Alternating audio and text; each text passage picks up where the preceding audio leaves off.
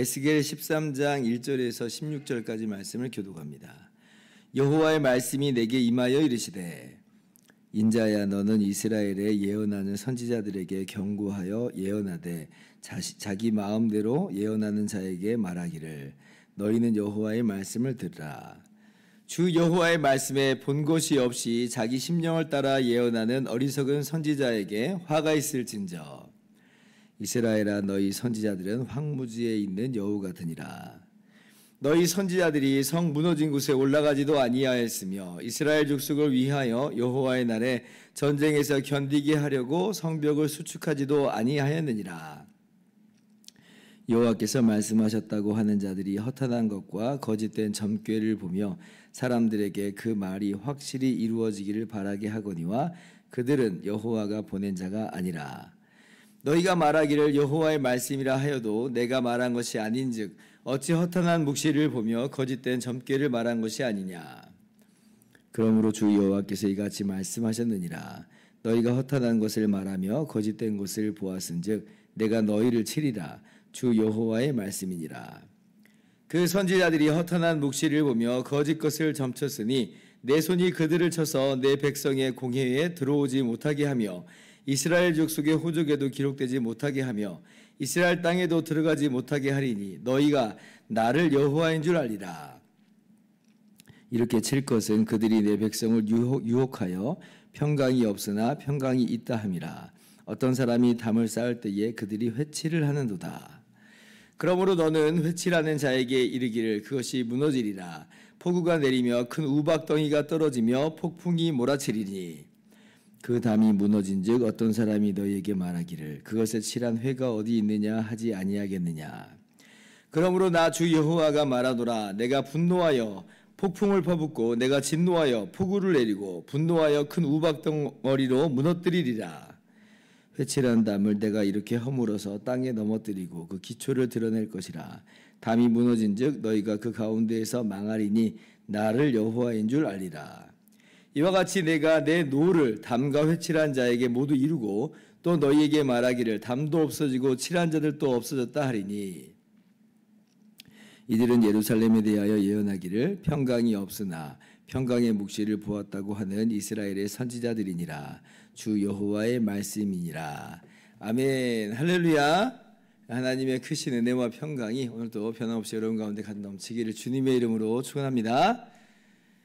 어제 우리가 에스겔 12장 말씀을 통해서 이스라엘 백성들이 볼 눈이 있어도 보지 못하고 들을 귀가 있어도 듣지 못한다라고 하는 말씀을 들었습니다. 그래서 하나님께서 에스겔 선지자를 통해서 계속해서 경고하시고 심판의 메시지를 그렇게 주시지만 이들은 전혀 이제 그 말씀에 귀를 기울이지 않았던 것이죠. 완악한 마음, 반역하는 마음을 계속 품고 있는 겁니다. 그런 날은 오지 않을 거야. 그건 먼 훗날에나 있을 일이겠지. 라고 하면서 전혀 회개하고 하나님께로 돌아온 일이 없었던 것이에요. 그러면 왜 이 사람들이 그 완악한 마음에서 이렇게 돌아서지 않았는가라고 할 때에 그들의 마음의 중심에서부터의 완고함도 물론이었고요.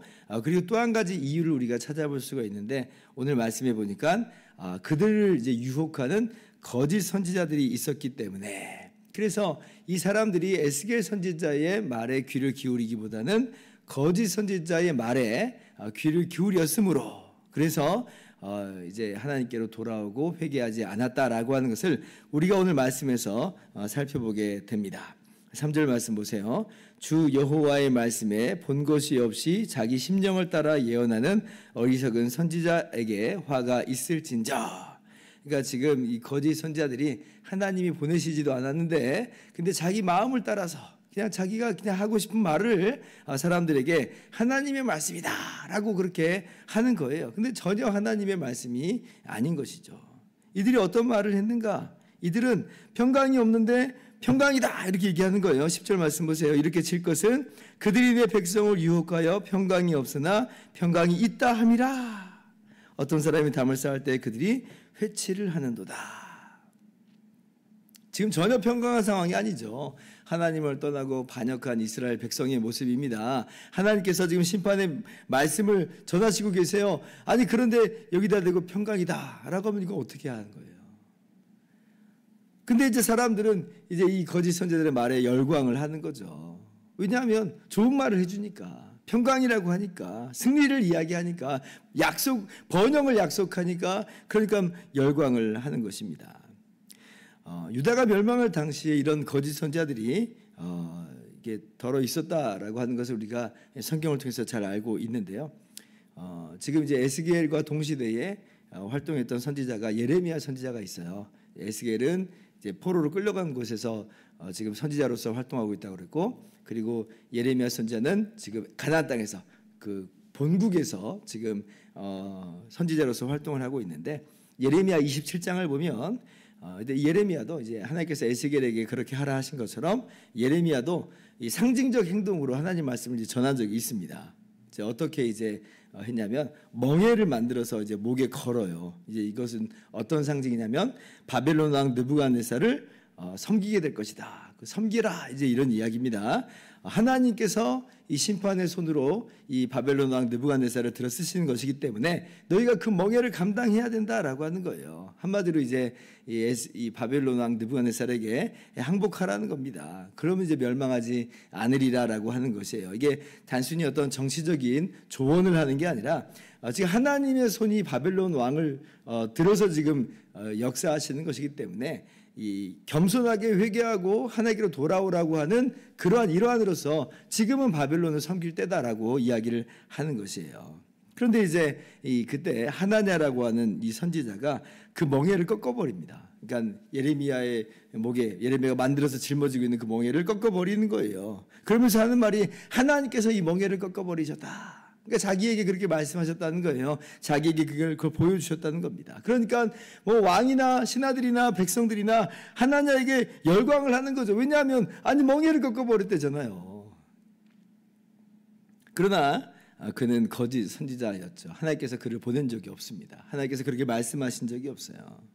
그래서 이제 하나냐에게, 거짓 선지자에게 이 죽음이 선포되고, 그래서 이제 그 해에 하나냐가 죽습니다. 그리고 마침내 유다는 하나님께로 돌아오지 않잖아요. 돌아오지 않음으로 말미암아 마침내 이제 바벨론 왕 느부갓네살에게 멸망을 당하는 일이 있게 되었죠. 그런 하나냐 같은 이 거짓 선지자가 지금 이스라엘 땅에, 또 그리고 에스겔이 활동하고 있는 이곳에서도 마찬가지로 사람들의 마음을 흔들고 있다. 본 곳이 없는데, 하나님께서 보내시지도 않았는데 자기 마음대로 지어낸 말들을 꾸며내면서 이것이 하나님의 말씀이다, 이제 이렇게 이야기를 하는 거죠. 여러분, 여기에는 두 가지 정말 심각한 문제가 있습니다. 첫 번째, 무엇보다도 심각한 죄악은 뭐냐면 하나님의 말씀을 참칭한다라고 하는 이 엄청난 죄를 지금 저지르고 있는 거죠. 하나님이 보내시지도 않았는데 하나님을 참칭한다. 아니, 이 세상에서도 보세요. 지금 왕이 보내지도 않았는데 왕이 이렇게 말합니다라고 왕을 참칭하는 일이 벌어졌다 한번 생각해 보세요. 그건 반역이죠. 그런 일은 있을 수가 없는 거예요. 그런데 지금 거짓 선지자들이 하는 행태가 바로 그것이다. 오늘날에도 이렇게 하나님을 참칭하는 그러한 사람들이 있습니다. 이단 사이비도 물론이고, 그리고 이제 사역을 하는 사람 중에서도 너무나 이 부분을 쉽게 간과하면서 하나님께서 말씀하셨습니다, 이런 식으로 이제 이야기하는 분들이 있어요. 자기 마음에 어떤 감동이, 짜릿함이, 그런 느낌은 있었을지 몰라도 그게 정말 하나님의 말씀인 거냐라고 할 때 그렇지 않은데. 근데 이제 너무 쉽게 그렇게 말을 내뱉는 거 보면서 저는 흠칫 놀랍니다. 왜냐하면 이게 지금 하나님의 말씀이다라고 할 때는요, 그게 다 그대로 맞아 떨어져야 돼요.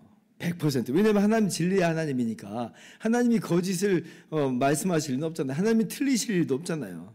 그러면 그 사람들이 하나님의 말씀이다라고 하는 그 모든 내용들이 정말 100% 그대로 다 이루어지는가라고 할 때 제가 볼 때 아니에요. 전혀 그렇지 않아요.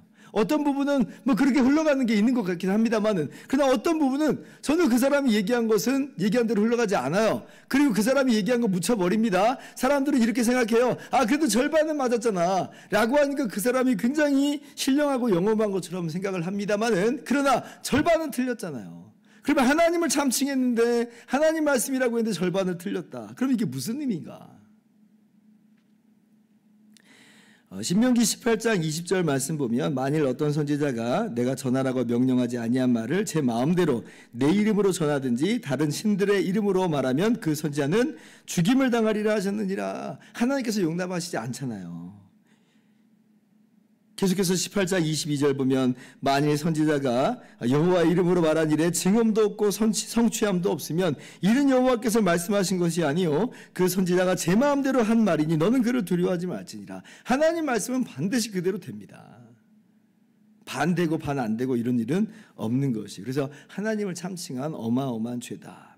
그리고 두 번째 이 거짓 선지자들의 죄악은 뭐냐면 지금 듣는 이스라엘로 하여금 이 회복의 그 시기 회복의 기회를 빼앗는 그런 역할을 하는 거죠. 예를 들면 이런 겁니다. 병이 들었을 때는 지금 정확하게 병을 진단을 하고 또 그리고 그 병에 대한 정확한 치료법을 그렇게 이야기를 해줘야 됩니다.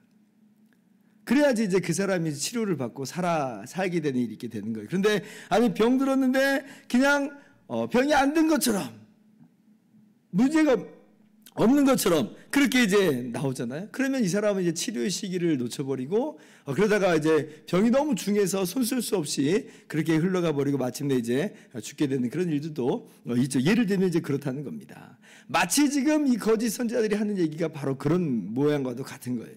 치료의 시기를 놓치게 해요. 치료의 기회를 박탈하는 그런 모습이기도 합니다. 이스라엘을 지금 죽음으로 몰아넣는 이제 그러한 모습을 사실은 취하고 있다라고 하는 것이에요.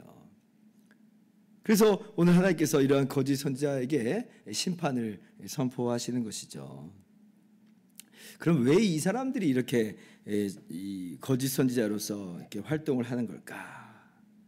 할 때 이게 무슨 이스라엘을 사랑하는 마음으로 충심으로 그렇게 하는 거냐? 그렇지 않죠.